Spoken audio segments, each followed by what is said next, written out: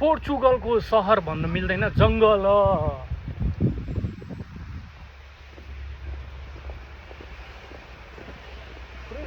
सनी देओल अहिले यस्तो पलाउँदैछ हैन, यो भोलि पनि च्याप्प पलाएर यहाँ झुला खोल्दाखेरि त कस्तो बवाल देखिन्छ है। अनि सलिड के मासले होइन, पुरै प्लानिङ गरेर बनाएर रहेछ नि।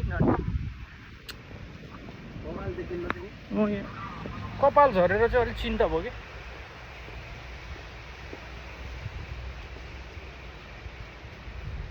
ल है साथीहरू, पोर्चुगलको जङ्गलतिर यो टिकटक बेला बेला हाल्नुपर्छ कि आशिष, बेला बेलामा टिकटकमा हाल्नुपर्छ है। आशिष भाइको र मेरो टिकटकै आएन यार, खै यो त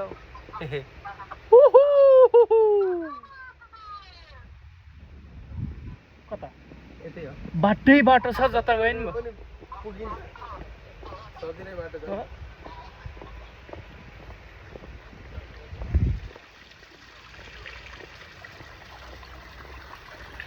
तिमीलाई मोह कलकली धारको पानी खुवाएर नानी जाने कि नजानी।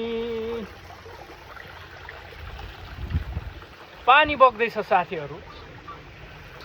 यो कमलकै पात होइन त यो के हो होइन? ओ भाइ, यो कमलको भाइ निर्मल रहेछ हौ भाइ। होइन कमलै होला। कमलको भाइ निर्मलको पात थियो, अलि ठुलो भएपछि मात्रै कमल हुन्छ यो।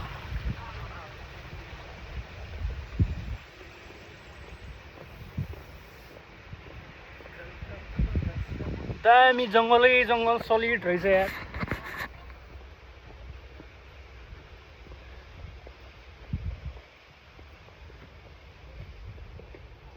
घिउ कुमारी नेपालको, पोर्चुगिजमा चाहिँ के भन्छ थाहा छैन। यो चाहिँ जङ्गली केरा हो कि के हो है यो? आज हामीले जङ्गली सुन्तला नि देखियो, जङ्गली केरा पनि देख्दैछ। त्यो पुरानो रुखहरू भएर कि हो।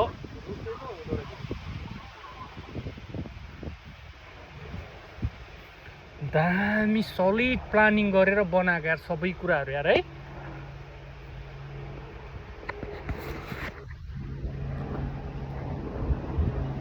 साथीहरू, जङ्गल त नेपालमा पनि घुमेको हो होइन, तर यस्तो व्यवस्थित बनाएको जङ्गल चाहिँ घुमेको थिएन होइन। जता हेऱ्यो त्यतै राम्रो है। जङ्गलको सुनसान वातावरण, पर्यटकीय स्थलहरू, ठाउँ ठाउँमा यस्तो यी झरना